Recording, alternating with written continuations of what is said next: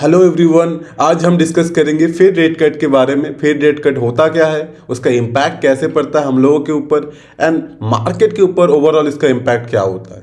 So for that will not take too much time, just go through that and I make sure that अब इस video को देखने के बाद you will not get any question regarding Fed rate cut. So you see the ripple effect from Wall Street to Dalal Street, deconstructing the US Federal Reserve's 25 bps rate cut and it is impact on Indian market। जो Indian market में जो भी impact आ सकता है इसका, जो fade rate cut 2 दिन पहले 25 bps का हुआ है, उसका मतलब भी क्या है बहुत लोगों को ये भी नहीं पता। So will try to cover all those things so that आप लोगों को क्लियर हो जाए।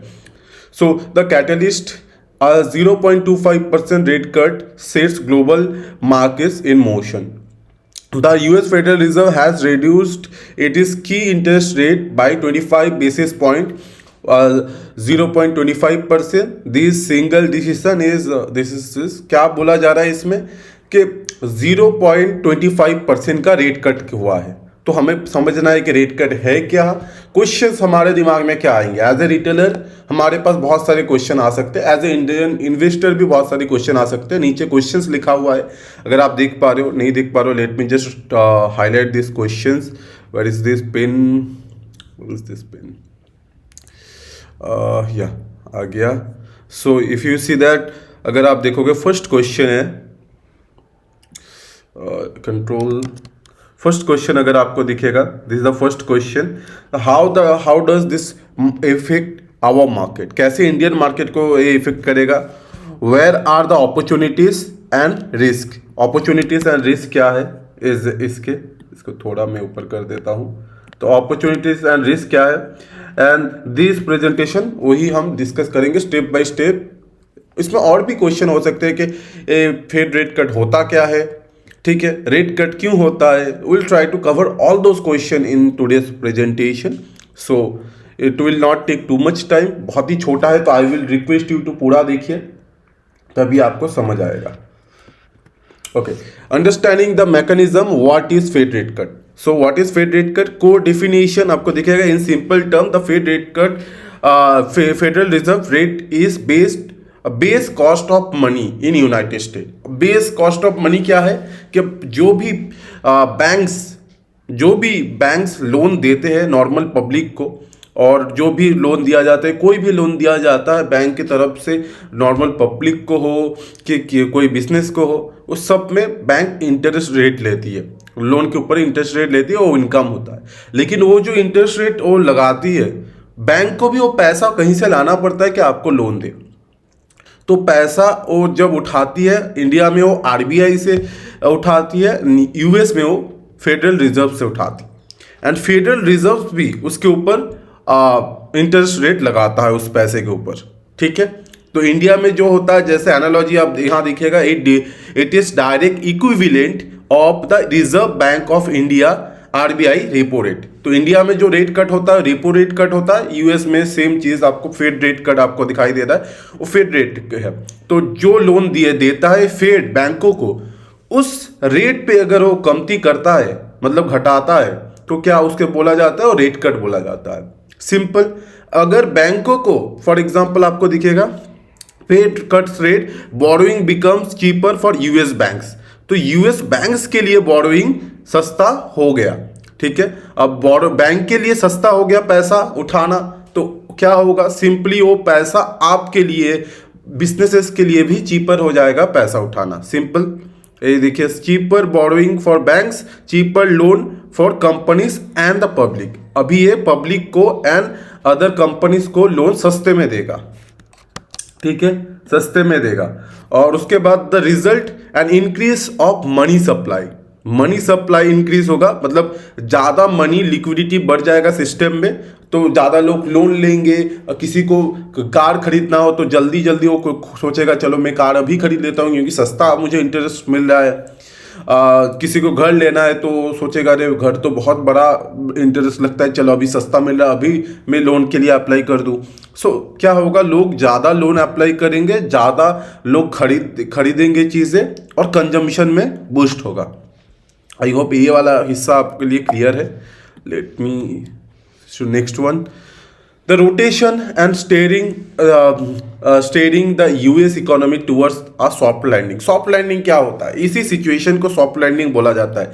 जब यूएस में, अब मान लो कोई भी कंट्री में इकोनॉमिक ग्रोथ स्लो है, ठीक है, सडनली कोई ज़्यादा खरीद नहीं रहा है, कार के सेल्स के नंबर नीचे आ रहे, उतना अच्छा ग्रोथ नहीं आ रहा है, जीडीपी का नंबर में जितना ग्रोथ चाहिए वो ग्रोथ नहीं दिख रहा है, इन्फ्लेशन का नंबर बहुत नीचे चला गया है, मतलब क्या, ज़्यादा लोग खरीदेंगे नहीं तो डिमांड ज़्यादा नहीं होगा, डिमांड ज़्यादा नहीं होगा तो प्राइस ऊपर नहीं जाएंगे, तो इन्फ्लेशन नीचे रहेगा, which is good and also bad for growing country. तो इसके लिए आपको क्या होगा, रिसेशन आ सकता है, कि कोई भी देश में रिसेशन आ सकता है, ग्रोथ अगर नेगेटिव ग्रोथ हो सकता है। एंड इसी डर से प्रिवेंट करने के लिए, जैसे आपको देखा यहाँ 3 चीज हमने लिखा हुआ है, टू सपोर्ट इकोनॉमिक ग्रोथ, ठीक है, and then inflation cooling and the preempt a recession. तो रिसेशन को अवॉइड करने के लिए the move is to preventative measure to boost economic activity and avoid down trend, ठीक है। इसको अवॉइड करने के लिए कि ये रिसेशन ना आ जाए, तो बैंक्स क्या करते हैं, बैंक्स नॉट, आरबीआई क्या करती है इंडिया में, रेट कट करती है। वहीं फेड ने किया हुआ है रेट कट, सेम चीज यूएस में। तो science economics cuts as simulated to encourage spending, तो ठीक है, स्पेंडिंग एंड इन्वेस्टमेंट बढ़ाने के लिए मार्केट में इसीलिए किया गया है। और inflation is cooling after a period of aggressive rate hikes to control inflation, the Fed now believes price pressure and are sufficiently under control. तो लोग फेड को लगता है कि अभी इन्फ्लेशन बहुत नहीं है मार्केट में, इसीलिए जो लास्ट जितने रेट हाइक हुए थे उसको ही रेट कट कर रही है फेड अभी के लिए। Okay, I hope it is clear. Now will go first ripple the immediate impact on US economy. अभी के लिए यूएस इकोनॉमी में पॉजिटिव क्या इम्पैक्ट हो सकता है, नेगेटिव रिस्क भी क्या है, will try to cover. First अगर आप देखोगे, this is the first, boost spending and investment, cheaper loan, encourage businesses to expand and consumer to spend. तो क्या बोल रहा है कि अगर रेट कट हो रहा है तो इसमें क्या होगा, होना चाहिए कि बिजनेसेस और ज़्यादा एक्सपैंड करे, और ज़्यादा कैपेक्स करे, और ज़्यादा लोन उठा के बड़ा बिजनेस, बड़ा उसको प्लांट लगाना है तो प्लांट लगाए, एक्सपैंड करना है तो एक्सपैंड करे। और अगर लोग ज़्यादा खर्चा करेंगे, लोग ज़्यादा चीज़ें खरीदेंगे तो बिजनेसेस भी और भी ज़्यादा एक्सपैंड करेंगे। So that is the first effect, positive effect.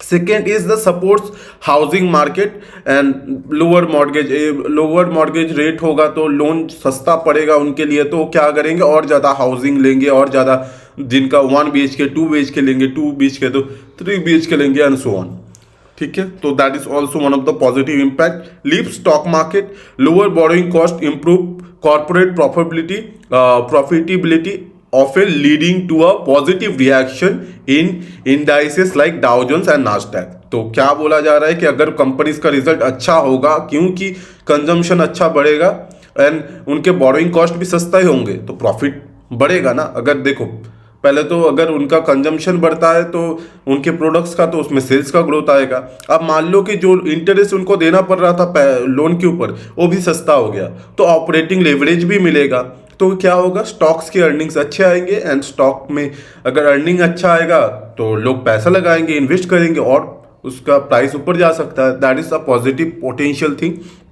Risk क्या है, अब सेम चीज, ये दो धारी तलवार है। अब the inflationary pressure, the primary risk is the increase liquidity could cause inflation to rise again. तो जब भी कोई चीज़ों का मान लो प्राइस सस्ता होता है तो ज़्यादा लोग खरीदने आते हैं, क्या होता है, डिमांड बढ़ जाता है। डिमांड बढ़ जाता है कोई चीज़ का, तो क्या होता है, सप्लाई तो सेम था, डिमांड सडनली बढ़ गया, अभी क्या होगा, प्राइस भी उसका बढ़ जाएगा। अब प्राइस बढ़ गया, डिमांड बढ़ गया, प्राइस बढ़ गया, तो क्या होगा, कुछ दिन बाद जाके फिर से चीज़ों का दाम महंगा हो गया, इन्फ्लेशन बढ़ गया, तो लोग नहीं ये कर पाएंगे, तो जो लोग ज़्यादा लोन ले लेंगे, एक्स्ट्रा ले लेंगे, और ये इन्फ्लेशन और बढ़ जाएगा।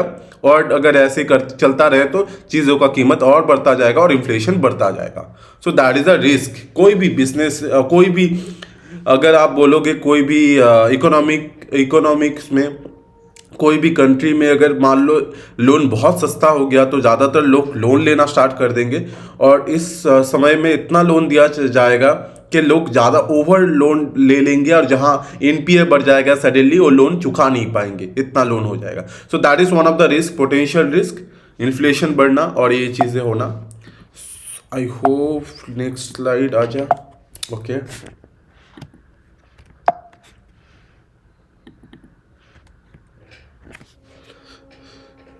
The bridge, how capital crosses ocean in search of yield. देखो बहुत इंपॉर्टेंट है. अभी हम देख रहे हैं कि इंडिया के लिए कैसे बेनिफिशियरी होगा, वो हमने देखा यूएस के लिए कैसे बेनिफिशियरी हो रहा है. रेट कट के लिए सरकार करना क्या चाहती है. Now we are trying to understand US के लिए कैसे बेनिफिशियरी होगा. The core concept, US rate cut, reduce, let me just pull this down, return on US government bond and other safe asset. तो क्या बोला जा रहा है कि अगर रेट कट होता, जब भी यूएस का रेट कट होगा तो बॉन्ड का जो रेट है वो सस्ता हो जाएगा. ठीक है, बॉन्ड के ऊपर जो इंटरेस्ट यील्ड है वो सस्ता हो जाएगा.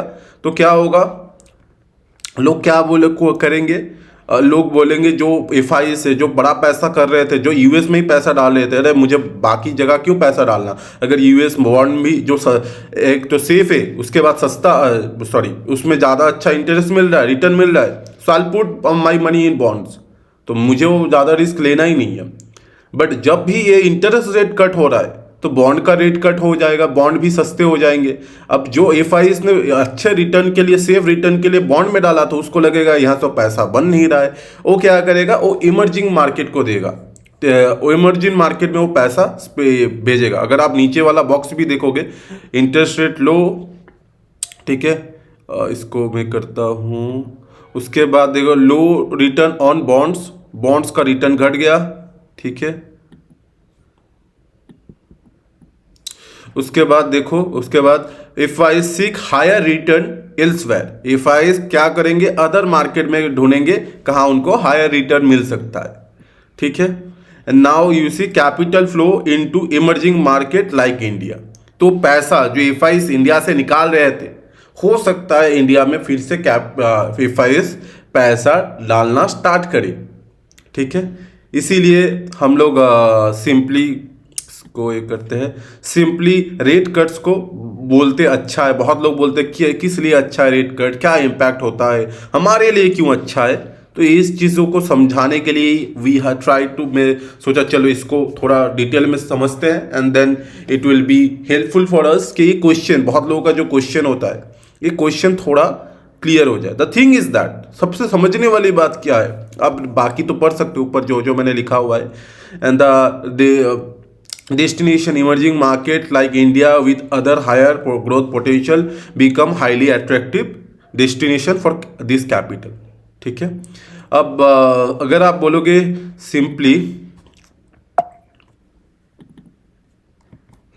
सिंपली इंडिया के लिए पॉजिटिव क्यों है, क्योंकि वहाँ का बॉन्ड रेट घट चुका है और वो पैसा, एफ आई का पैसा अदर मार्केट को ढूंढते ढूंढते India is the highest growing market, उसमें आ सकता है. That is the potential possibility. But एक क्या एक दिन में हो जाएगा, एक या 2 दिन में हो जाएगा, एक या एक रेट कट से ही हो जाएगा. Answer is no.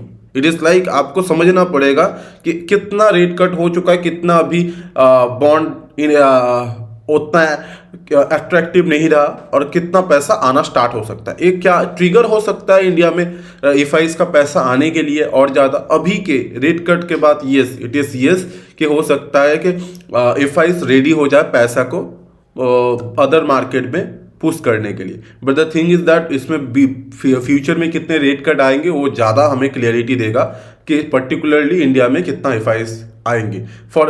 First sure F I आएंगे जो आपको एक कुछ सालों तक आपको स्लो डाउन दिख रहा था, एफ आई मनी इंडिया में नहीं आते हुए वो रिवर्स होते हुए दिखता है. कुछ ही क्वार्टर्स में भी थोड़ा लेट हो जाए, 1-2 क्वार्टर ज़्यादा लग जाए, but it is potentially should come back. Second ripple क्या है, the macro economics impact on India, 3 की consequences of F I inflows. वही समझाने के लिए मैंने लिखा हुआ है 3 पॉइंट्स आपको दिखेगा. इंक्रीज मार्केट लिक्विडिटी, ठीक है, तो increase market liquidity, let me just pull इसको डालते हैं. The inflow of foreign capital act as powerful fuel for the Indian stock market gives of asset prices. Simply अगर लोग ज़्यादा पैसा यूएस डॉलर इंडियन मार्केट में लगेगा तो सिंपली इंडियन स्टॉक मार्केट ऊपर जाएगा। सिंपल समझो, इसको ज़्यादा दिमाग नहीं लगाना। उसके बाद अगर मान लो कि ज़्यादा डॉलर इंडिया में आ रहा है निवेश करने के लिए, एफआईज डाल रहे, तो क्या होगा, रुपी जो इतना गंदे तरीके से गिर रहा है वो बढ़ सकता है। ठीक है, अगर होता है तो it is a long term phenomena, कोई एक दिन में नहीं, बट हो सकता है इसके चक्कर में अगर ज़्यादा एफआईज यहाँ पैसा डाले तो सिंपली आपको पोटेंशियल स्ट्रॉन्गर रुपी हमें दिख सकता है आज से। पोटेंशियल स्ट्रॉन्गर मतलब आज से पोटेंशियल स्ट्रॉन्गर, आज भी जो हालत है उससे ज़्यादा बेहतर हालत दिख सकता है। ठीक है, मोर room for the RBI to act with global rates falling, the pressure on RBI to maintain high rates diminished and creating potential for future rate cuts in India। Already rate cut किया हुआ है RBI ने India में, but हो सकता है अगर पूरे बड़े बड़े मार्केट में रेट कट होते हुए दिखे तो इंडियन आरबीआई के लिए भी पूरा हाथ खुला रहेगा और भी रेट कट करने के लिए, और वो ज़्यादा फ्यूचर में ग्रोथ को और ज़्यादा बूस्ट कर सकता है। That is one of the thing जो इंडिया को इफेक्ट कर सकता है। Let me come to third, next slide. Third ripple, identifying the winners in the stock market, the key beneficial. देखो की बेनिफिशियल कौन होगा, ये ज़्यादातर ही यूएस मार्केट के लिए है, बट यहाँ से भी हमें समझना पड़ेगा अगर यूएस मार्केट में कुछ चीज़ हो रहा है और चीज़ रिप्लिकेट होता है इंडियन मार्केट में भी। ठीक है, so will try to understand. जो पहला जो था कि बैंकिंग एंड एनबीएफसी अच्छा करेगा यूएस में, तो इंडिया में भी हमें दिख रहा है कि सेम सिचुएशन है, बैंकिंग एंड एनबीएफसी अच्छा करना चाहिए। उसके बाद आपको रियल स्टेट, अगर रियल स्टेट ज़्यादातर लोन में खरीदे बेचे जाते हैं आपको पता होगा, तो उसमें भी इजाफा होगा तो वो भी मार्केट अच्छा करेगा। ऑटोमोटिव, लोगों के पास पैसा आएगा तो लोग क्या करेंगे, गाड़ी खरीदेंगे और ज़्यादा, तो उसमें आपको तेज़ी दिख सकता है। कंपनीज विथ हाई डेट, जो कंपनी के पास ज़्यादा डेट है वो अब भी ज़्यादा लोन लेके उसको चुकाने कोशिश करेंगे पुराने रेट को, और अभी सस्ते रेट पे लोन, नया लोन लेंगे उसमें कोशिश करेंगे, तो उसका क्या होगा, जो इंटरेस्ट रेट का रेट थोड़ा कम हो जाएगा तो उनका मार्जिन इंप्रूवमेंट होने का चांस है। This is one of the thing. Also ये पॉजिटिव इसलिए भी है कि कंपनीज कैपेक्स करना चाहे तो सस्ते में वो भी लोन ले सकते हैं। So that is one of the thing. So ये सारी चीज़ यूएस के लिए है, बट ये इनडायरेक्टली इंडिया के लिए भी होगा, इनडायरेक्टली। और कंपनीज जैसे ऑटोमोटिव, अगर यूएस में ऑटोमोटिव बढ़ता है तो इंडियन कंपनीज, जो यूएस इंडियन ओईएम कंपनीज है बहुत सारे जो यूएस कार कंपनी को एक्सपोर्ट करते हैं अपने ओईएम, उसके बाद इंडियन ऑटोमोटिव बहुत सारी कंपनीज है जो इंडिया से एक्सपोर्ट करते हैं, वो सारी कंपनी के लिए पॉजिटिव है। तो इसलिए मैं इस पर्टिकुलरली इसमें बहुत ज़्यादा पॉजिटिव हूँ ऑटोमोटिव में। I have already discuss multiple time. Okay, next if I come to next slide, a closer look why this sector benefits. ये आपको दिखेगा simply mechanism, there material is money. Banking NBFC मैंने समझा दिया है कि मनी सस्ता होगा, कॉस्ट घटेगा उनके लिए, तो वो ज़्यादा सस्ता लोगों को दे पाएंगे, ज़्यादा लोग आएंगे तो ज़्यादा growth. Simple mechanism, demand in the sectors highly reliant on consumer loans. यही चीज़ है कि अगर कंज्यूमर लोन ज़्यादा लेंगे, लोन सस्ता है आपके लिए, तो आप होम लोन लोगे, कार लोन लोगे, तो ये सारे सेक्टर में आपको ज़्यादा ग्रोथ दिखेगा। एंड सेम चीज़ आपको दिखेगा कंपनीज विथ हाई डेट, वो कम पुराना डेट को चुका के नया डेट लेंगे तो उनका प्रॉफिटेबिलिटी बढ़ेगा, लोन सस्ता हो जाएगा। The other side of the coin, stronger rupee creates headwinds. हाँ, ये भी चीज़ है कि अगर रुपी यहाँ से जो थोड़ा भी ऊपर जाएगा तो कुछ कंपनीज है जैसे आईटी कंपनीज, फार्मा कंपनीज जो ज़्यादातर इंडिया से एक्सपोर्ट करती है यूएस को, और मान लो कि उनमें ग्रोथ ना आए, 100 रुपये का माल बेच रहे थे, 100 रुपये का ही माल बेचे और ग्रोथ ना आए, लेकिन रुपी क्या हो रहा है, रुपी अप्रिशिएट हो रहा है, डॉलर डिप्रिशिएट हो रहा है। इस सिचुएशन से होता अगर दिखे फ्यूचर में तो क्या होगा, इन कंपनी के लिए थोड़ा मिक्स्ड सिचुएशन होगा, नॉट पॉजिटिव तो नहीं होगा अगर रुपी थोड़ा स्ट्रांग हो जाए, क्योंकि इनके इनकम घट जाएगा।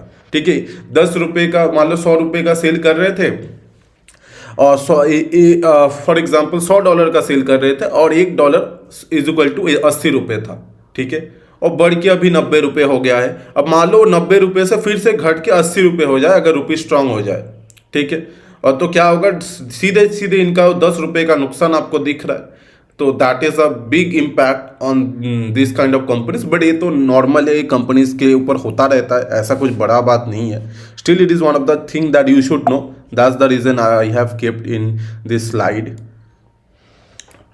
And this is the, I think, second last slide, the complete chain of chain reaction at a glance। तो फेड रेट कट किया, lowest US yield and domestic stimulate हुआ, एफआईएस सीक हायर रिटर्न, तो carry trade उन्होंने किया अलग दूसरे market में जाके, इंडियन मार्केट जैसे उसमें लिक्विडिटी बढ़ सकता है, एंड देन रुपी स्ट्रांग होता है, उसके साथ ये सारे सेक्टर को बेनिफिट हो सकता है, ये सारे सेक्टर के लिए थोड़ा मिक्स्ड हो सकता है सिचुएशन, ठीक है। Now you see that this is the final verdict, a net positive for India's market sentiment. Rate cut India का मार्केट सेंटीमेंट के लिए शॉर्ट टर्म के लिए कुछ वॉलेटिलिटी रह सकता है, यहाँ चार्ट में आप देख सकते हो, बट लॉन्ग टर्म के लिए पॉजिटिव ट्रेंड ला सकता है 2-3 क्वार्टर के बाद। It can be a positive thing. Takeaways आपको 3 मैंने टेकवेज लिखा हुआ है, you can see this is same thing what I have already repeated। So these are the thing, I think I have, this is the last one, हाँ this is the last one. So I hope you understood के US federal reserve का rate cut कैसे impact करता है Indian market को, और rate cut होता क्या है ओवरऑल। आई होप इसके ऊपर कोई भी डाउट आपके रहते वो क्लियर हो चुका होगा। If you still have any doubt on the same thing, please comment below. अगर आपको ये वीडियो सही लगा, अच्छा लगा, तो प्लीज़ कमेंट डाउन कोई भी चीज़ you want to improve something in this video that we should include, और we should avoid to add those things, just let us know, so we will follow the same thing, okay, we will try to follow the same thing। thank you so much for watching this video till now। अगर आपको video अच्छा लगा, double tap on the screen and like. अगर कोई भी सुझाव है comment down.